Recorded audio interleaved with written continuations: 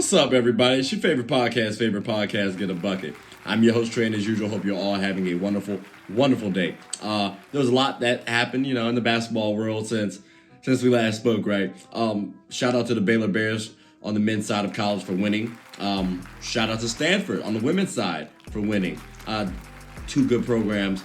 And I gotta say, bro, the NCAA tournament was actually pretty interesting. Like it was entertaining. It kind of made up for the COVID season a little bit. Some teams did get hurt by COVID, VCU specifically, but it is what it is, right? Like overall, good games. I can't be too mad at the results. And then, on the NBA side, we do have a couple of returns. Joel Embiid has returned. Anthony Davis should be returning. Kevin Durant returned, although he just became injured. So, it is what it is. You will see him come back at some point in time, hopefully along with James Harden. There's a lot of moving parts. A lot of returnees, a lot of good storylines coming up for the NBA. So, and the WNBA, it's popping back up. I'm not going to spoil anything for that. That will be an episode by itself, so stay tuned. But with that being said, let's go ahead and get started with the games of the week.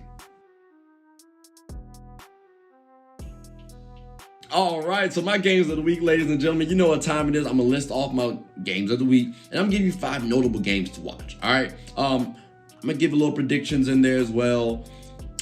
You feel like I'm wrong? Comment. Let me know why. I can let you know what my thoughts are. Anyways, on Monday, we have the Suns versus the Bucks and the Jazz versus the Lakers. I have the Suns and Jazz both winning. On Tuesday, I have the Nets versus the Pelicans and the Clippers versus the Blazers, with the Pelicans and Clippers both winning these matchups.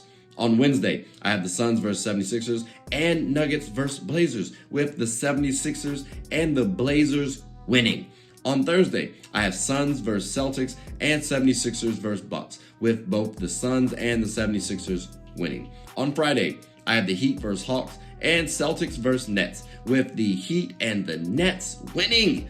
On Saturday, I have 76ers versus Bucks, rematch, and Lakers versus Mavs. 76ers and Mavs should win it out. Now on Sunday, I have the Suns versus Nets and Bucks versus Hawks, with the Nets and the Hawks winning. Now, my 5 games of the week that I want to tell you guys about to watch is as follows. The Jazz versus the Lakers, the Nuggets versus the Blazers, the Celtics versus the Nets, the 76ers versus the Bucks, the rematch, and Suns versus Nets. Now, why do I say those 5 games? Let's start with the Jazz versus Lakers, shall we? Because this is a rematch game, and I expect the Jazz to play all their stars. But there's a possibility that Anthony Davis returns. There's a possibility. Maybe not, but we get to see AD and Drummond with Schroeder. All right, that could be tough going up against a full-decked Utah Jazz squad. And I've already stated we don't worry about the Jazz. That means we should win. But I don't think AD is going to play. And if he does, he's not going to play that much. So as a result, should go to the Jazz. But it'll be entertaining yet to see. Now, the Nuggets versus the Blazers. For me, this is one of my low-key rivalries, okay? Remember this. About 2 years ago, they're in the playoffs, Game 7.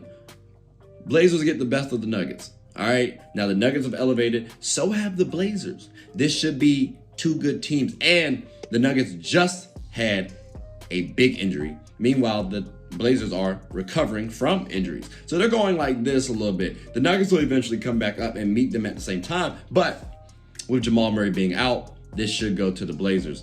That's the reason why I say the Blazers. Like Melo's on the squad, Dame, CJ, they should be able to outduel Jokic, a young Michael Porter who's still trying to figure it out, and Aaron Gordon. That's just me personally. Now, the Celtics versus the Nets, I stated the Nets should win this one. Yes, Kevin Durant went out. I still expect to see Kyrie Irving and James Harden. If they don't have James Harden, if the Nets don't have James Harden, then we can slide this win over to the Celtics real quick. But if it is Kyrie and James Harden, oh, they're going to get saucy, boy. Like, they're about to get violent on these Celtics. So that's what I'm predicting. That's why I say the Nets. Again, contingent upon health. Doesn't need to be KD. Can just be James Harden and Kyrie. I also said the 76ers and the Bucks, the rematch. And interesting, I have the 76ers winning the rematch game too. I've been stated from to like a lot of people, 76ers are the better team. Point blank period. I expect the 76ers to beat the Bucks in 6. Sorry, no disrespect. So as a result, they should win this game, even if the Bucks have a revenge factor in there. Joel Embiid is better than Giannis at this current point in time. So I see them winning it. And they still got Ben Simmons to defend. And they have nobody outside of Giannis who can defend like that. That's going to require too much on Giannis. Yes, they have Drew Holiday, but Ben's 6'10" and has the same type of caliber defense. Just say, that's easy.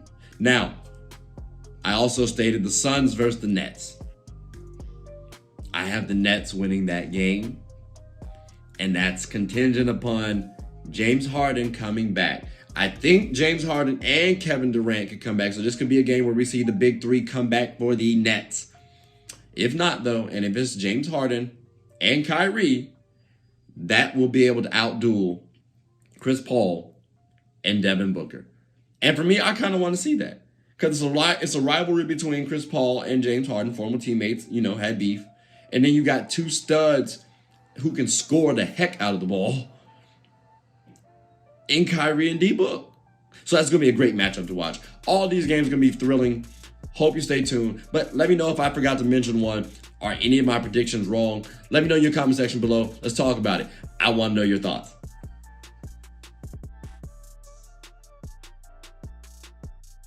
All right, my motivational post, ladies and gentlemen. Who am I going to talk about? I just want to give a quick respect to Roy Williams. I know I'm a Duke fan. Like I've said that multiple times.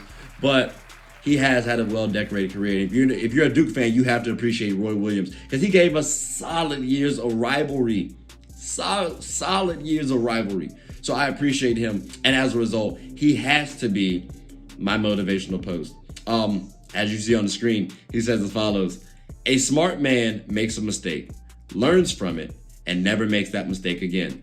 But a wise man finds a smart man and learns from him how to avoid the mistake together. That is profound to me, bro. And when I think about it, we're talking about Roy Williams here. Legendary head coach, won a couple of chips for UNC. And just realizing, bro, like what he's saying is take the initiative to find somebody and learn from their mistakes. Listen, utilize your listening skills, people. You don't know everything. We don't know everything. So we have to learn from somebody at some point in time. So I wanted to make sure that I gave this post out to everybody, this quote out to everybody, because we have to listen. We have to learn. And that's the only way for us to evolve and become better people. So no matter what field you're in, basketball, banking, IT, garbage man, it does not matter. You have to be able to listen to somebody and learn from their mistakes. And take the initiative too. You don't have to just seek out things always. So again, shout out to Roy Williams for a well-decorated career. UNC, it was a good run. It was a good run.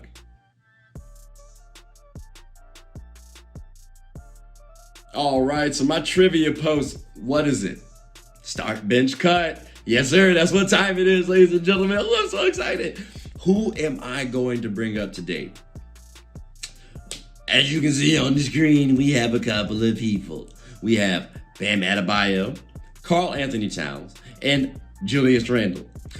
Before I give you my start, bench, cut order, I gotta say, all three of these players are hoopers. Every one of them can get a bucket. All right, let's not play any games. Okay, I would want all three of these players on my team. Matter of fact, one of them was on my team. Now, Bam Adebayo,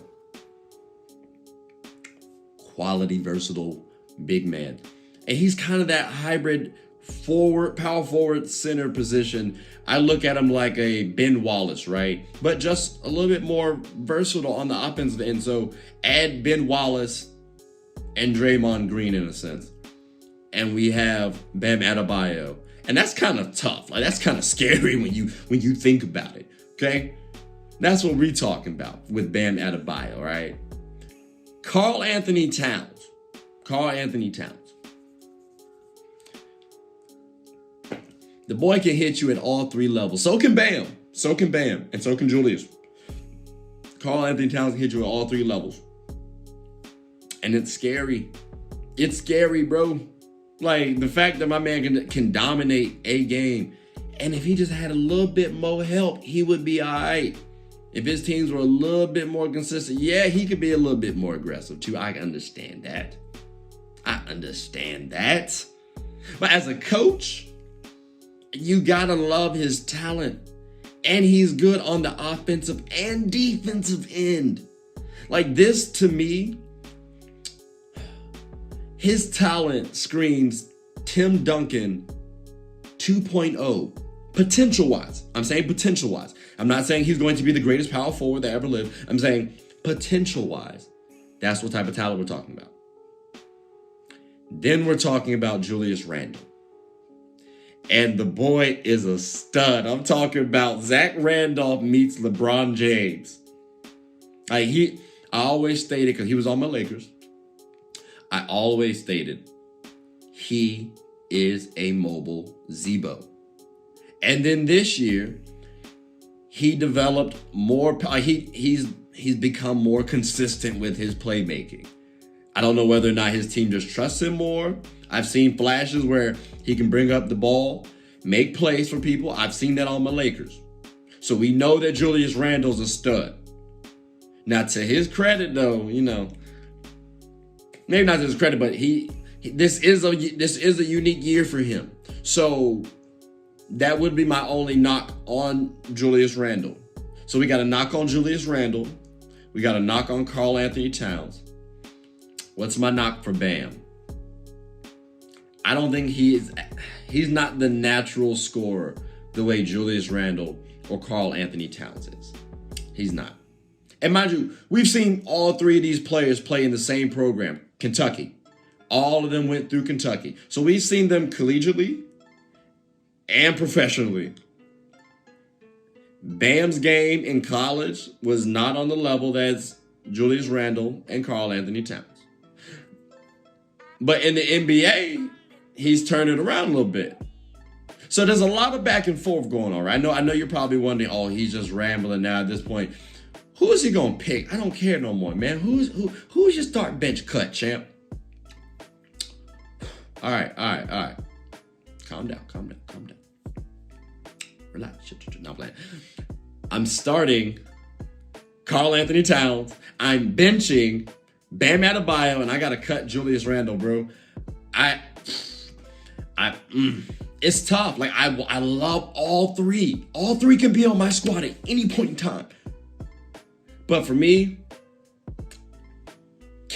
Karl Anthony Towns, and Bam Adebayo play better offense and defense than Julius Randle does. Yes, Julius has the Knicks in the playoff race. Cat necessarily hasn't produced a team into the playoffs. He's been to the playoffs, but that's when he had Jimmy Butler as well, so But it wasn't Cat that led them. Julius is leading them. So yes, Julius is a better leader. But if you want to start, bench, cut, I'm basing this off talent, people. Karl Anthony Towns, Bam Adebayo, Julius Randle.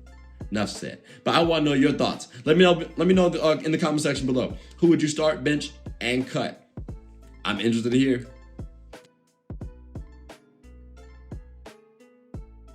All right, so my wacky post. What do I got for y'all today?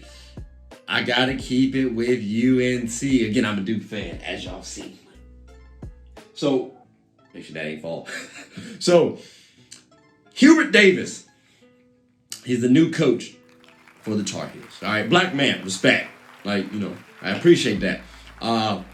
First black head coach for UNC. Respect. Very respectable, okay? And he's made a little controversy in the black community. Black Twitter kind of came at him a little bit, you know what I mean? Matter of fact, I want to watch this with y'all. So I got to show y'all just my reaction to it as well. You know what I mean? So, Luke DeCock, Noah from BTH, and JB Ricks over here. I have one question online while they're transitioning. Coach Davis, if you would speak to your feelings of being the first Black head coach at UNC men's basketball, and then have you had an opportunity to speak to Charlie Scott, the first Black scholarship basketball player at UNC? I have not, and I just, before I came down here, I had a note on my desk saying that he called, and I'm so looking forward to giving him a call and having a conversation with him. It is significant, Steve. It's significant that I'm African American and I'm the head coach here. It's significant. I know that in terms of Division I head coaches all around the country, only 26% of the head coaches for Division I men's basketball are compromised by minorities, specifically African Americans. I know that it is significant that I'm the fourth African American head coach in any sport in the history of the University of North Carolina. I'm very proud to be African American, but I'm also very proud that my wife is white, and I'm very proud that my 3 beautiful, unbelievable kids are a combination of both of us. All right.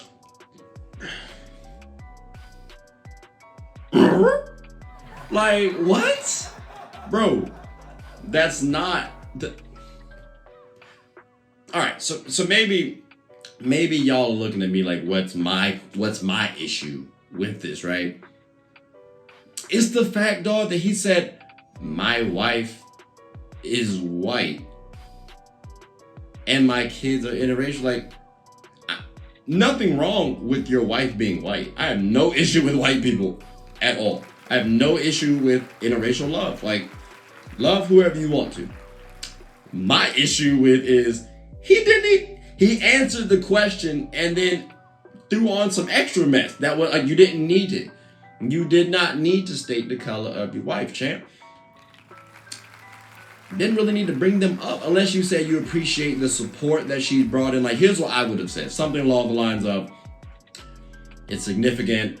I'm appreciative of being one of only 4 head coaches in UNC's history, right?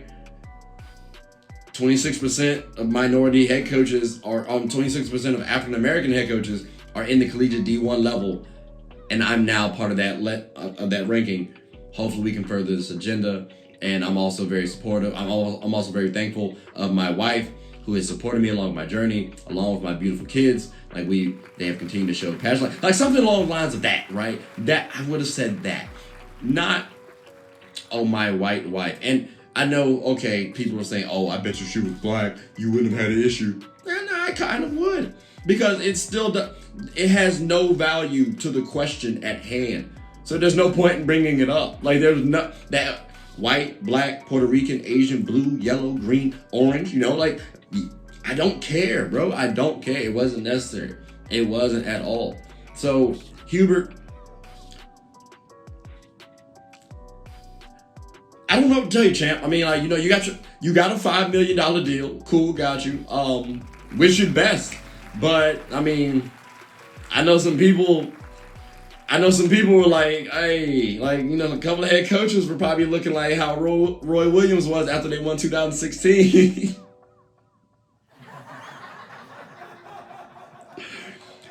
But then again, you got your $5 million deal, and then you was doing the thing too. So everybody winning. But again, no, Hubert, it wasn't your best moment. It wasn't your best moment, personally. It just didn't answer the question. You answered the question, and then you didn't answer the question. It just answered the question. Just answer the question. All right, so my Throwback Thursday post. You know what I mean? What am I going to talk about today? There's so many things I can talk about. Today will be the 22nd. It'll be a Thursday. So I wanted to bring up April 22nd. What's happening? What's happened on this day? So many things. Like Elgin Baylor, being drafted number 1 in 58. Rest in peace. Talk about how the Philadelphia Warriors won the first championship against the Chicago Stags in 1947. Cool, we could. We could talk about Karl Malone, how he was 36 years old, which, by the way, is the oldest for the person, or for scoring 50 points in a game. That was in 2000. So we could talk about that. Or we could talk about this, and I'm gonna give you a scenario. What if I told you that Team A possessed 2 players who scored 25 plus points? One of those players gave you 7 assists, and the other player gave you 35 rebounds. That's not a mistake. That's not a typo. That's not a misquote. 35 rebounds. 3-5. One after 34, one before 36. And then Team B had a team average, had a team total rebounds of 32. So that's 3 less than the one person on Team A. And only had one person score 25 or more. And Team B is the team that wins. What if I told you that happened? Because on April 22nd, 1988, that happened to the Bulls. That happened to the Bulls. Charles Oakley is the person that I'm talking about. And it's sad too, bro. Like, I hate the fact that it happened to these boys. Like, how do you grab 35 rebounds and your team loses? Mind you, Mike had 26 points. Charles Oakley had 26 points. All right, so it's not like these boys didn't score well. I don't get how you lose.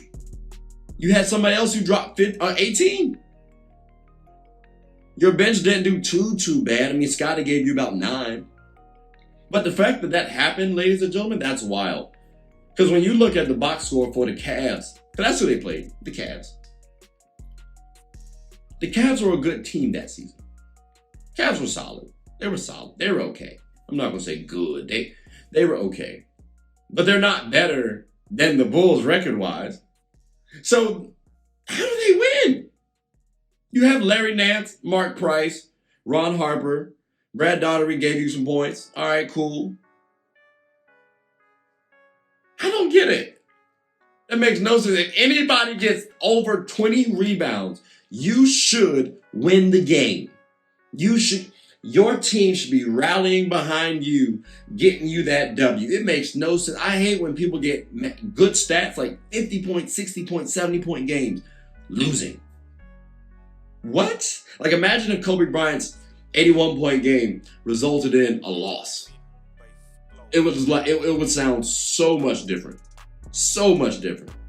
So I wanted to bring that to y'all attention, ladies and gentlemen. 35 rebounds. One, a big feat in itself. Like, Charles Oakley, shout out to you, baby. That is tough. Like, not Charles Barkley, Charles Oakley. That's tough. That's tough. I just wish I had gotten a W.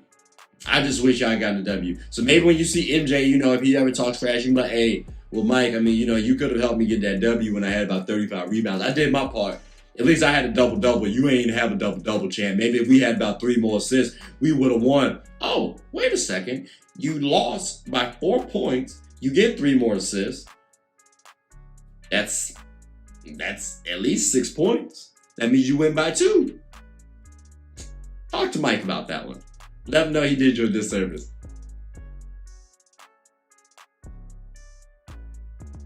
All right, so I'm going to do a little combo, a little hybrid. Fun fact and fantasy, if you will. Triple F, maybe?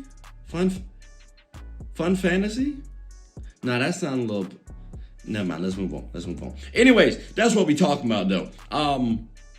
The Dallas Wings off the WNBA. Like I said, the draft just took place, and the Dallas Wings have done something special, ladies and gentlemen. They have done what no other basketball organization has done. They nabbed the number 1 and number 2 pick in the same draft. Number 1, number 2. That's crazy.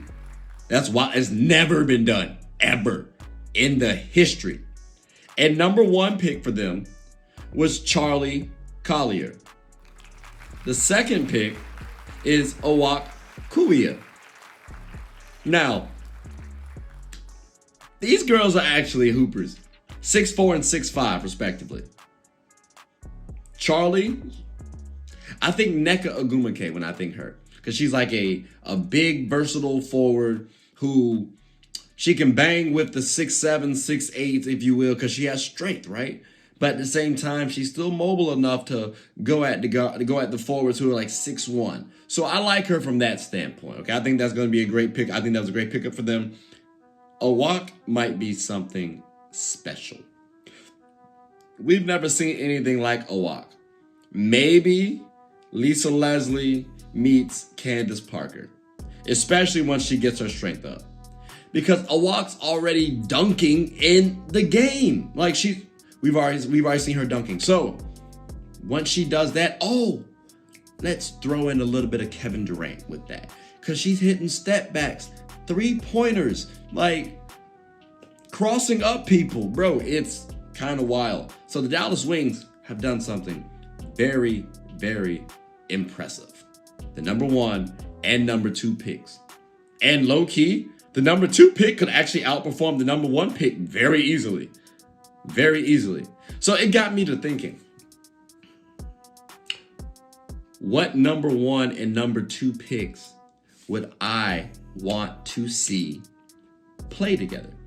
When I say play together, I mean drafted together. So from start to potentially finish, which number 1 and number 2 picks would I like to see?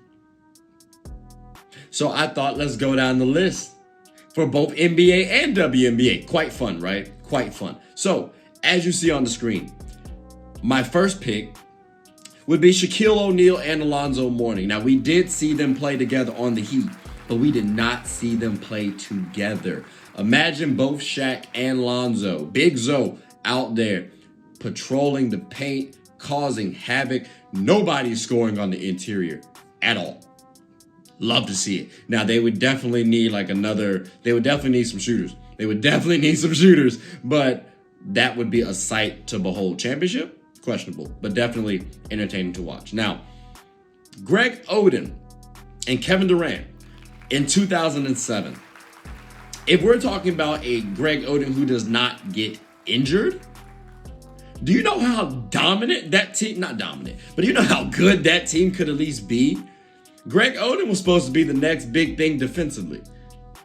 Pairing that up with KD, supposed to be the next best thing offensively? What? And they grow together? You definitely have something special. You mean to tell me some veterans wouldn't try to come play with them boys? They know daggone well they would get them a chip. Easily. I would have loved to see that. Now, Derrick Rose and Mike Beasley in 2008, the very next season, do you know how wild that would have been? D Rose and Mike Beasley on the same team? Oh my God. I don't think Beasley messes up. That opportunity, bro. He's still in the league playing until D Rose injures himself. Hopefully he wouldn't in this hypothetical situation, in this alternate universe. But who wouldn't want to see that? Oh my God. Yo, that would have been wild, bro. That would have been insane. Now, what about Karl Anthony Towns and D'Lo? Yes, they're playing on the same team now. But just imagine if they came out the gates starting off. Like, imagine if we had D'Lo and Cat with Jimmy Butler instead of Cat, Zach LaVine, and Andrew Wiggins.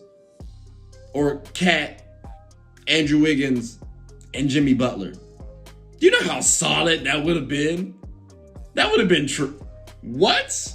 Jimmy might not have left the Wolves, bro. He genuinely might not have left the Wolves. Possibly, maybe only because D'Lo was perceived as like a jokester back then. But I think they would get over that one. I don't think that incident occurs that way with Jimmy. So that would have been astonishing to see. And finally, on the NBA side, I'm going to say Anthony Edwards and James Wiseman from the 2020 draft. Just because they have both started out pretty well. Yes, Anthony Edwards has done better than James Wiseman, but you see the potential there. So I would love to see if this team could be like a D-Book and DeAndre Ayton, because then we know what all they're missing is a point guard, a quality floor general and leader to help them out. And that would be solid to watch going forward for the long term. So that's my NBA picks. And I can't leave out the women's side. I'd be trash if I would. So, Shamika Holdskull and Yolanda Griffith in 1999, bro. That would have been crazy. Both are around the same height. Versatile wings.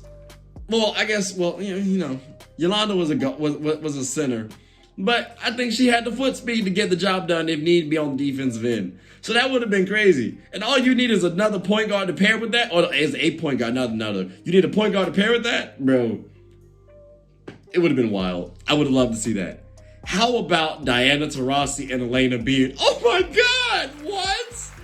Like, someone who I call the GOAT, and Elena, who was on my, who helped bring a chip to my Sparks. I got love for Elena, baby. Come on now.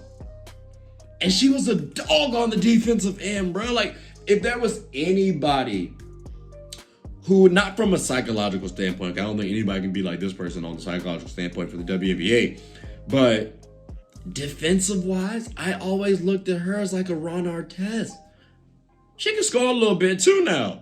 So I looked at her as like that Ron. She was a quality defender that would give anybody havoc. Anybody. Let's see them go up on the same squad. That would be too tough. Oh my gosh. Now, Maya Moore and Liz Cambridge. I'm sorry, Liz. I always want to keep saying Cambridge for some reason. That is dynamic. Like, we've seen Maya Moore win with Sylvia Fowles. And Liz Cambridge is a bucket getter. Like, she holds the record for the most points scored in a game for the WNBA, which is 53. Okay, so she dropped 53 of them things. 53, 5-3. You pair that with Maya Moore, who had the potential to be the GOAT. Dude, come on now. Come on now. That might not even be fair. I would love to see that matchup. I would love to see that duo paired and grow together. They're gonna win at least 2 rings. I don't care who's in the line. They're gonna win at least 2 rings, hands down. Maybe even 3. Just to be honest with you, like, sky's the limit. Sky's the limit. Now, Brittany Griner and Elena Delle Donne the next year. That might be the only team that can truly rival that squad. Because when I tell you Brittany Griner brings the defense and Elena brings the offense, you're not scoring on Brittany that easily. And she can also dominate herself. And Elena can complement that. And if you just so happen to get into foul trouble, Elena's not that bad of a defender herself. You know? All you need is some guards who are willing to jack up the ball and get it to them. That's it. Occasionally jack up the ball. That's it. That lineup I would love to see, man. It would have to happen. Like, if that would have been one gamble that I would love to try. I really would. I really, truly would. How about Asia Wilson and Kelsey Mitchell? This is a little bit of a low-key one for me, just because, yes, Kelsey's a little undersized. You know, she's 5'8". Asia Wilson, the former MVP for the WNBA.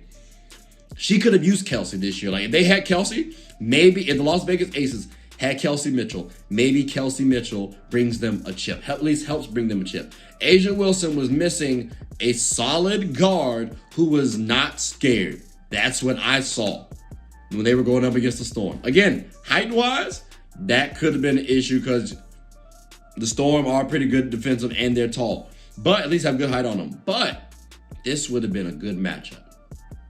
Great matchup. Something Asia Wilson could use. So that would have been good to see. By her 3rd season, it's been a quality duo. Quality little man and big woman, or little woman and big woman tandem. Quality tandem. But unfortunately, we probably won't see this too often, if again, especially on the NBA side. It's very slim chance, because you have to, one, be a low seed team, and there's no guarantee you're going to get the number one pick, right? Like, if you're the worst team, there's no guarantee you get the number one pick. Just ask the Knicks, all right?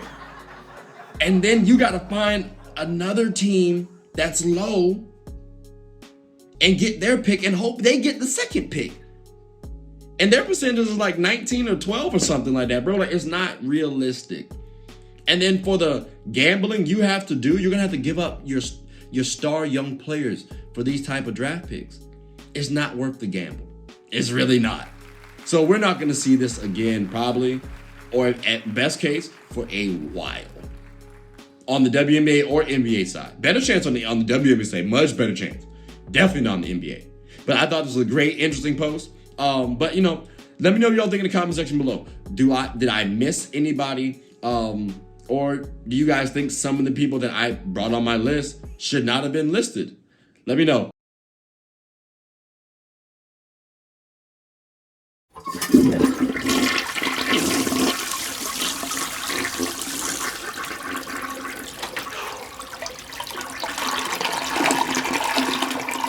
Oh, I did not know you guys were still here. As you can see, we're at the back end of the show. No pun intended, but look, hope you all enjoyed it. And before you go, please subscribe to the YouTube channel, follow the IG account, share the content to anybody who's anybody. And most importantly, leave your thoughts and comments below. But I gotta go back and play Buddy in 2K, so let me unmute him real quick. Excuse me. Hey boss, I'm back. Nah, you better catch this word. You know we get buckets around here, cut.